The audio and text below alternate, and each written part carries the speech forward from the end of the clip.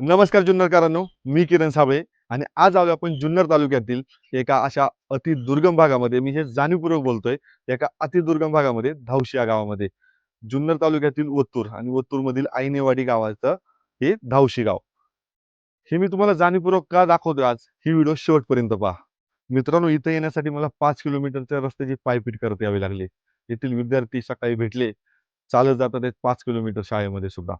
आज ह्या गावामध्ये यायचं कारण हेच आहे, की ह्या गावाला रस्ता नाही. भारत स्वातंत्र्य होऊन 75 वर्ष झालेत, परंतु या गावाला अजूनही रस्ता झाला नाही.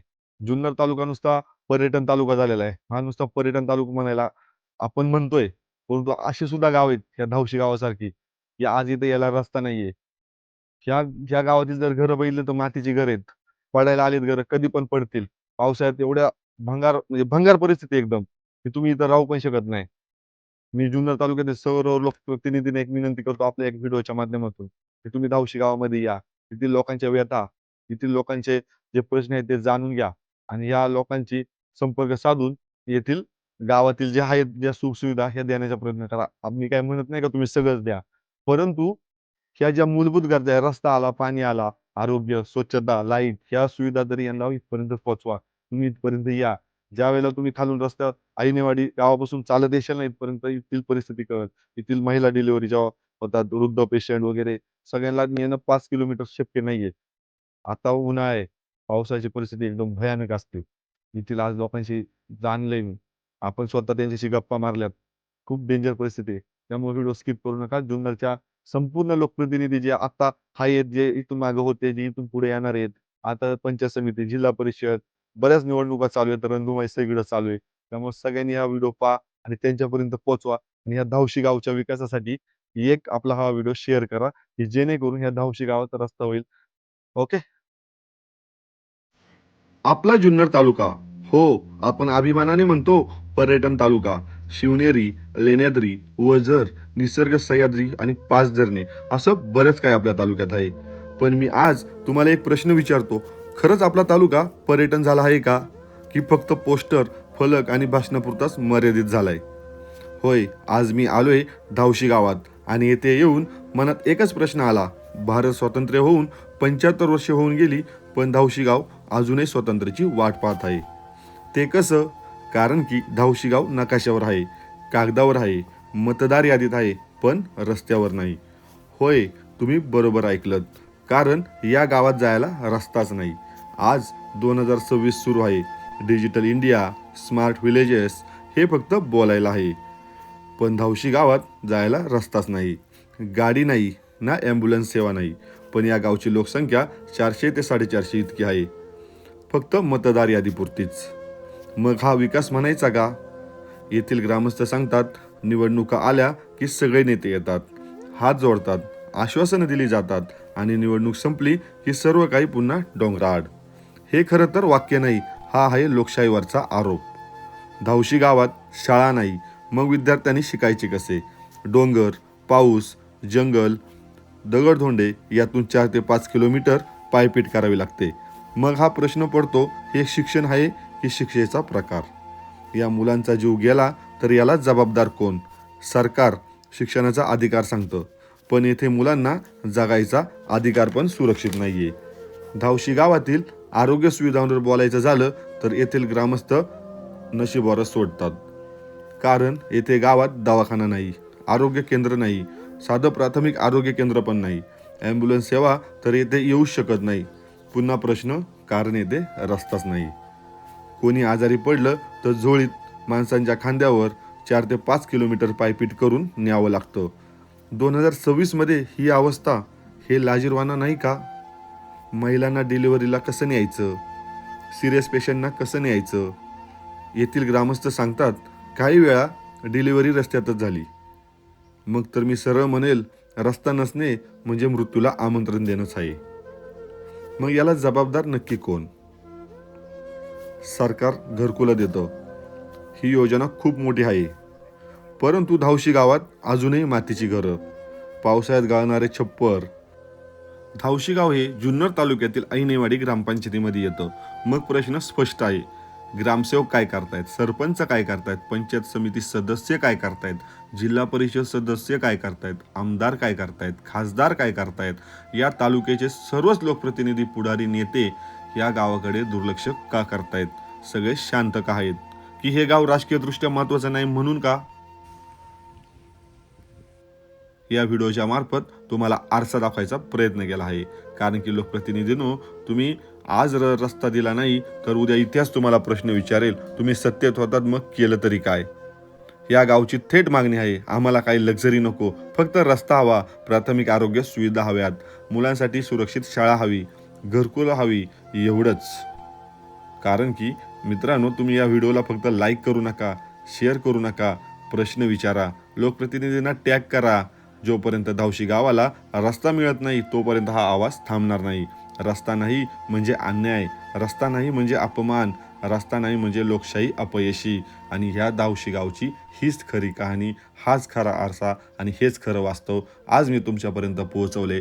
आता तुम्ही ठरवा की या धावशी गावासाठी कोणी कोणी पुढे यायचं आणि या धावशी गावाला न्याय कसा मिळवून द्यायचा. धन्यवाद. माझं नाव ईश्वर तुळशीराम जाधव, राहणार धावशी, तालुका जुन्नर, जिल्हा पुणे, ग्रामपंचायत आयनावाडी.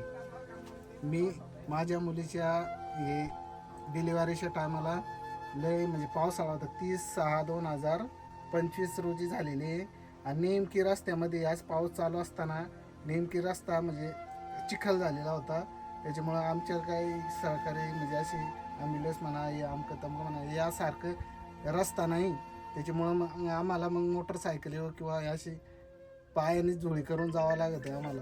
हॉस्पिटलला केलं तर फोन, पण हॉस्पिटलची गाडी आयनेवाडीपर्यंतच येऊ शकते. तिथं कसे रस्ता आहे ना तिथपर्यंत. आयनेवाडी म्हणजे किती किलोमीटर इथून?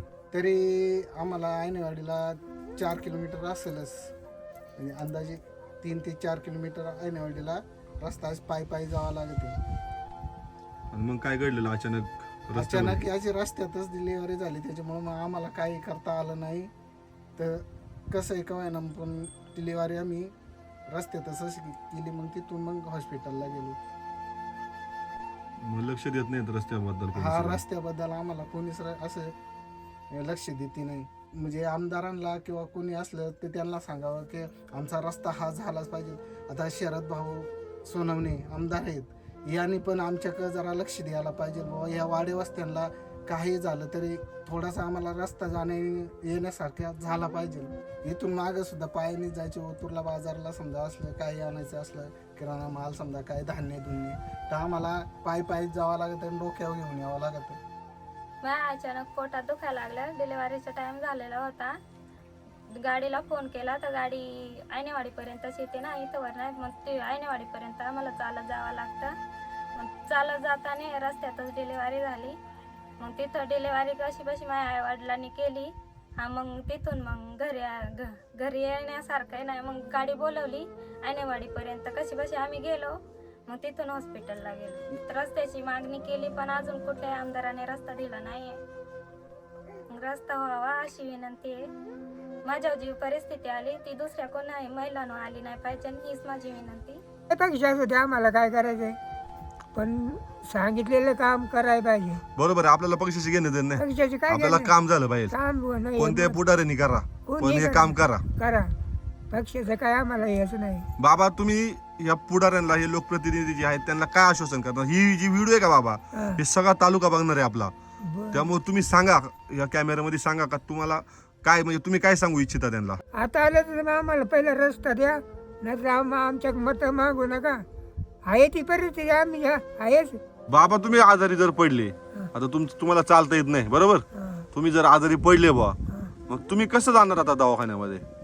कसं तरी आता मी तर सांगत धुळे करून नेलं तिथे आजारी. घरकुलला अर्ज दिलाय, वर्ष झालंय, अजून घरकुल नाही आलं. मग तुम्ही परत पाठपुरावा केला नाही ग्रामपंचायतीमध्ये?